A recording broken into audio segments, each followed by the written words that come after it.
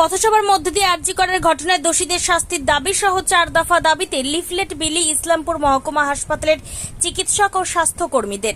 এদিন ইসলামপুর মহকুমা হাসপাতালের সামনে আরজি কর ঘটনার প্রতিবাদে দোষীদের শাস্তির দাবিতে পথসভা করে চিকিৎসকরা।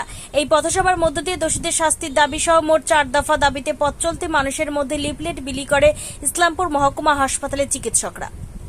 সমস্ত জায়গায় ধর্ষণ হয়েছে, তার শাস্তি হয়েছে, কিন্তু পশ্চিমবঙ্গে একই রাজ্য, আমাদের সমস্ত ভারতবর্ষ, সমস্ত পৃথিবীর সমস্ত জায়গায় এই প্রতিবাদ করা হয়েছে। কেন? শিক্ষা ব্যবস্থার চরম দুর্নীতি হয়েছে।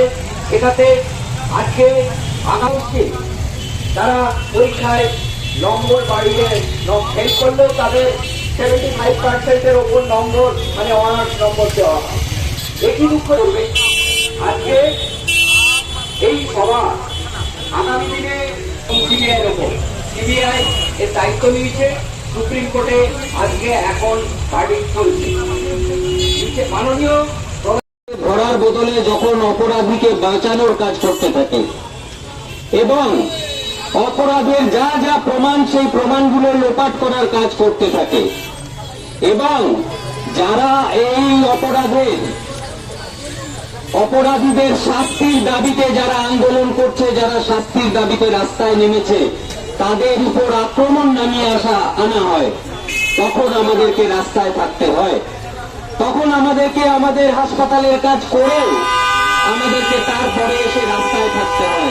আমাদের প্রতিদিনকার কাজ করার পাশাপাশি আমাদেরকে প্রতিদিন রাস্তায় থাকতে হয় এবং যতদিন অবধি না এই অপরাধের বিচার হয়, যতদিন অবধি না এই অপরাধীদের শাস্তি হয়, যতদিন অবধি না তিলোত্তমার অপরাধীদের, খুনিদের প্রত্যেকের এবং সেই খুনে যারা মদত দিয়েছে, খুনিদের যারা সমর্থক, তাদের প্রত্যেকের শাস্তি হয়, ততদিন অবধি এই আন্দোলন কিন্তু থামবে না।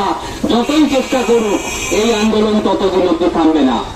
এইবারে আমি অনুরোধ করব, আমাদের মধ্যে উপস্থিত আছেন West Bengal medical sales representative ইউনিয়নের প্রতিনিধি ভাই বাবলা কীর্তনিয়া, ওকে এখানে এসে কিছু বলার জন্য অনুরোধ করছি।